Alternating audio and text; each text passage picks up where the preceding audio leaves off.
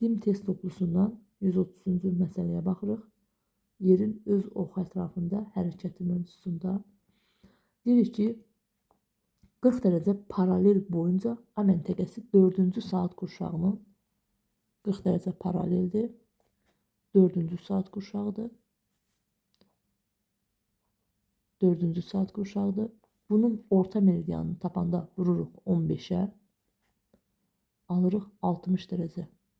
60 dərəcə şərq yarımkürəsi. Şərq yarımkürəsi olduğunu hardan bildik? Biz bilirik ki, yer öz oxu ətrafında hərəkəti nəticəsində qurşaq vaxtı 24 qurşaq vaxtına bölündü və bunlardan 1-ci və 11-ci saat qurşaqları yerləşir şərq yarımkürəsində, 13-cü və 23-cü saat qurşaqları isə qərb yarımkürəsində yerləşir.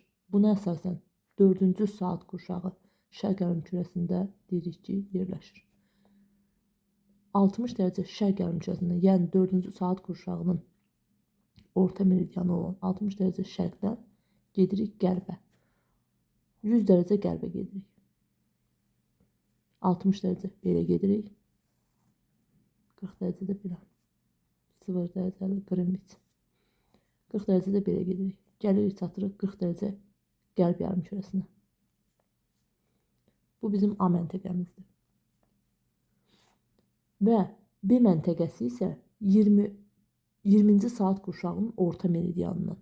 20-ci saat qurşağı qərb yarımkürəsində yerləşir. Qərb yarımkürəsində yerləşəndə 24-dən çıxırdıq qurşaq vaxtını, alırdıq 4-ü, 4-ü də vururduq 15-ə. Alırdıq 60 dərəcə qərb.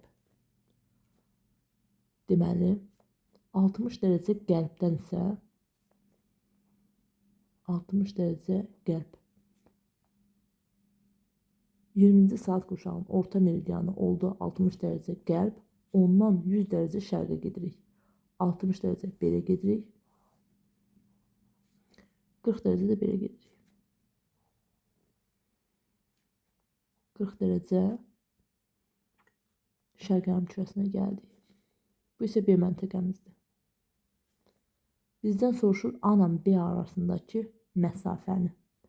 A və B arasındakı məsafə 40 dərəcə şərq, 40 dərəcə qərb. Şərq, 40 dərəcə qərb. Əks yarımkürələrdə yerləşdiyinə görə topladıq. Aldıq 80 dərəcəni. 40 dərəcə paralel üzərində olduğuna görə də 1 dərəcəlik qövsünün uzunluğu 85.4-dür. Buna əsasən həqiqi məsafəni tapanda 80 dərəcənin qiyməti 85.4 vurulsun 80. Həqiqi məsafəni tapırıq. Bizdən soruşur ki, məntəqələr arasındakı məsafənin miqyası 1 bölünsün 10 milyondur olan xəritədə neçə santimetr olduğunu hesablayın. Biz bilirik ki, həqiqi məsafəni tapanda xəritədəki məsafəni vururduq miqyasa. Bizdə miqyas və həqiqi məsafə olduğuna görə xəritədəki məsafəni tapırıq. Həqiqi məsafəni bölürük miqyasa. Həqiqi məsafəmiz 85.4-dür. Vurulsun 80-dir. Miqyasımız isə 1 bölünsün 10 milyondur.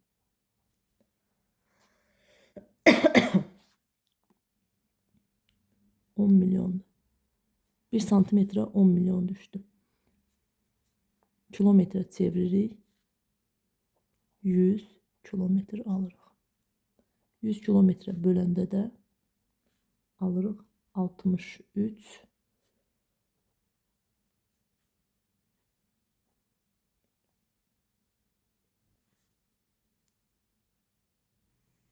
Alırıq 68, 32.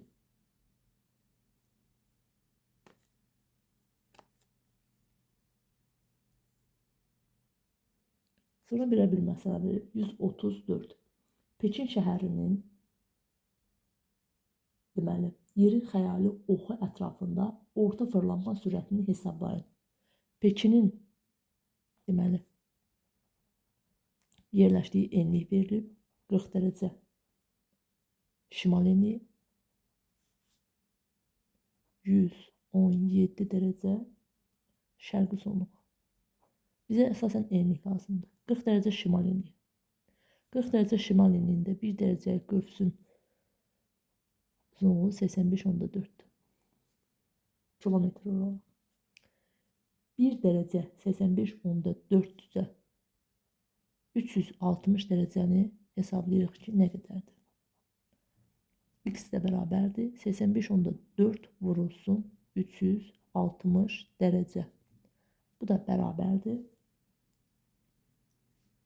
30.744. Və bunu 24 saat ərzində bu qədər hərəkət edir. 30.744. 24 saat ərzində bizdən cavabı soruşur ki, cavabımız olmalıdır kilometr bölək saat. Yəni 1 saat ərzində nə qədər fırlanır? 24 saat ərzində 30.744 kilometr hərəkət edibsə, 1 saat ərzində nə qədər hərəkət edib soruşuruq. Və 30.744-ü də bölürük 24-ə.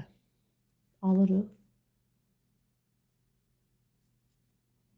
12.281 kilometr bölünsün saat.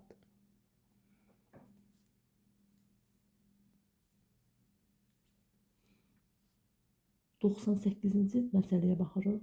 Deyir, yer kürəsi öz oxu ətrafında 1 saatda 30 dərəcə dönsəydi.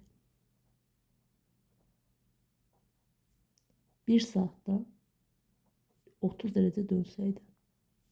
Biz bilirik ki, yer öz oxu ətrafında 1 saatda 15 dərəcə dönür. 15 dərəcə dönən zaman 24 saat qurşağı yaranır. Necə? 360-ı bölürük 15-ə. Alırıq 24. 24 saat qurşağına bölündü. Burada deyir ki, 1 saatda 30 dərəcə dönür. 30 dərəcə dönürsə, deməli 360-ı da bölürük 30-a. Alırıq 12. 12 saat qurşağı yaranır. Bizdən soruşur ki, Bakı neçənci saat qurşağında yerləşər? Bakı 50 dərəcə şərq uzunluğunda yerləşir. 1 saatda 30 dərəcə dönürsə, 50-yi bölürük 30-a. 30-a böləndə alırıq bir dəfə 30, 20. Qalıq 20 qaldı. 30-un yarısından, yəni 15-dən çox olduğuna görə, böyük olduğuna görə 1 yox, 2-ci saat qurşağına düşəcək. Biz bilirdik ki, əgər